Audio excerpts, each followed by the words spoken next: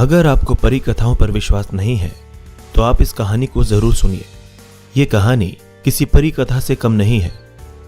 एक आदमी जो हाई स्कूल की शिक्षा भी पूरी नहीं कर पाया, वो इतने गरीब परिवार से था कि खर्चा चलाने के लिए उसे अपने किशोरावस्था से ही नाश्ते की रेहड़ी लगाने से लेकर पेट्रोल पंप पर तेल भरने तक का काम करना पड़ा। ऐसे लड़के ने जब एक वृद्ध के तौर पर दुनिया को अलविदा कहा तो उसकी संपत्ति का मूल्य 62,000 करोड़ रुपए से भी ज्यादा था। अगर आप अब भी इस शख्सियत को पहचान नहीं पाए हैं तो हम आपको बता दें कि आज हम बात कर रहे हैं धीरू भाई अंबानी की। बिजनेस की दुनिया का एक ऐसा सफल चेहरा जिसने हर एक गरीब को उम्मीद दी कि सफल होने के लिए पैसा नहीं, नीयत होनी चाहिए। सफलता उन्हीं को मिलती है जो उसके लिए जोखिम उठाते हैं। धीरू भाई ने बार बार साबित किया कि जोखिम लेना व्यवसाय का नहीं बल्कि आगे बढ़ने का मंत्र है। 28 दिसंबर 1932 को गुजरात के जूनागढ़ के छोटे से गांव चोरवाड़ में धीरज लाल हीरालाल अंबानी का जन्म हुआ। पिता हीराचंद गोवर्धन भाई अंबानी एक शिक्षक थे और माता जमुनाबेन एक सामान्य गृहिणी थीं।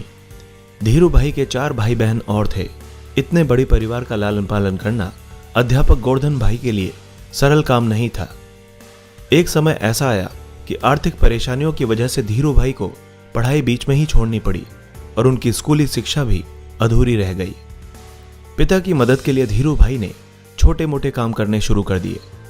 हर सफलता के पीछे ढेरों असफलताएं छुपी हुई होती हैं।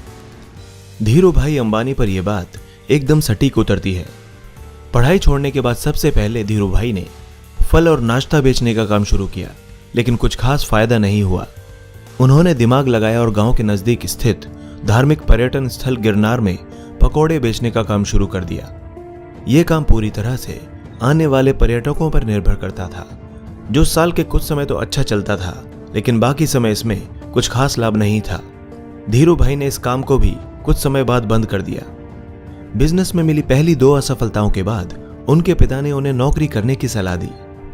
धीरू भाई के बड़े भाई रमणीक भाई उन दिनों यमन में नौकरी करते थे। उनकी मदद से धीरू भाई को भी यमन जाने का मौका मिला। वहां उन्होंने शेल कंपनी के पेट्रोल पंप पर नौकरी की और महज 2 सालों में ही अपनी योग्यता की वजह से मैनेजर के पद तक पहुंच गए। इस नौकरी के दौरान भी उनका मन इसमें कम और व्यवसाय करने के मौकों की तरफ ज्यादा रहा। उन्होंने हर एक संभावना पर विचार किया और वे हर समय यह सोचते रहते थे कि वे किस तरह से एक सफल बिजनेसमैन बन सकते हैं। 2 छोटी घटनाएं बिजनेस के प्रति उनके जुनून को बयां करती है। ये दोनों घटनाएं उस समय की हैं जब वे शेल कंपनी में अपनी सेवाएं दे रहे थे। जहां वे काम करते थे वहां काम करने वाले कर्मियों को चाय महज 25 पैसे में मिलती थी, लेकिन धीरू भाई पास के ही एक बड़े होटल में चाय पीने जाते थे जहां चाय के लिए 1 रुपया चुकाना पड़ता था।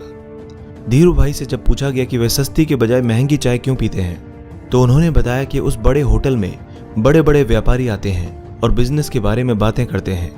मैं उन्हें ही सुनने जाता हूं ताकि व्यापार की बारीकियों को समझ सकूं।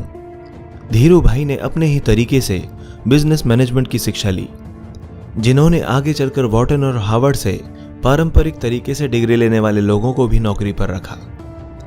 इसी तरह दूसरी घटना उनकी पारखी नजर और अवसर भुनाने की क्षमता की ओर इशारा करती है। हुआ यूं कि उन दिनों यमन में चांदी के सिक्कों का प्रचलन था। धीरू भाई को एहसास हुआ कि इन सिक्कों की चांदी का मूल्य सिक्कों के मूल्य से ज्यादा है और उन्होंने लंदन की एक कंपनी को इन सिक्कों को गलाकर आपूर्ति करनी शुरू कर दी। यमन की सरकार को जब इस बात का पता चला, वे मोटा मुनाफा कमा चुके थे। ये दोनों घटनाएं इशारा कर रही थी कि धीरू भाई के पास एक सफल बिजनेसमैन बनने के सारे गुण मौजूद थे।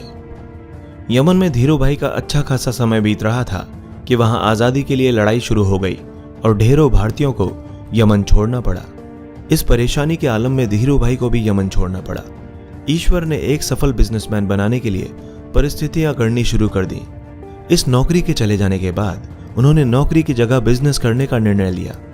धीरू भाई अंबानी बाजार के बारे में बखूबी जानने लगे और उन्हें समझ में आ गया था कि भारत में पॉलिएस्टर की मांग सबसे ज्यादा है और विदेशों में भारतीय मसालों की, जिसके बाद बिजनेस का आइडिया उन्हें यहीं से आया। लेकिन व्यवसाय शुरू करने के लिए पैसों की जरूरत थी। धीरू भाई के पास निवेश के लिए बड़ी रकम नहीं थी, इसीलिए उन्होंने अपने मामा त्र्यंबक लाल दामाणी के साथ मसालों और शक्कर के व्यापार की शुरुआत की। यहीं पर रिलायंस कमर्शियल कॉरपोरेशन की नींव पड़ी, जिसने भारत के मसाले विदेशों में और विदेश का पॉलिएस्टर भारत में बेचने की शुरुआत की। इसके बाद रिलायंस ने सूत के कारोबार में प्रवेश किया। यहां भी सफलता ने धीरू भाई के कदम चूमे और जल्दी ही वे बॉम्बे सूत व्यापारी संघ के कर्ता धर्ता बन गए। ये बिजनेस जोखिमों से भरा हुआ था और उनके मामा को जोखिम पसंद नहीं था, इसीलिए जल्दी ही दोनों के रास्ते अलग अलग हो गए।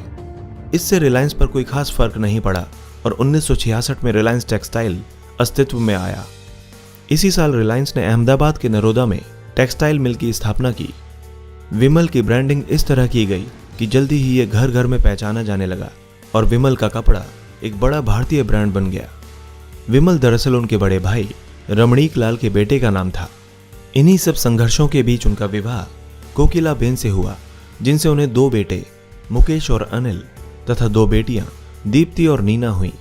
उन्होंने इसके बाद पीछे मुड़कर कभी नहीं देखा और रिलायंस कपड़े के साथ ही पेट्रोलियम और दूरसंचार जैसी कंपनियों के साथ भारत की सबसे बड़ी कंपनी बन गया।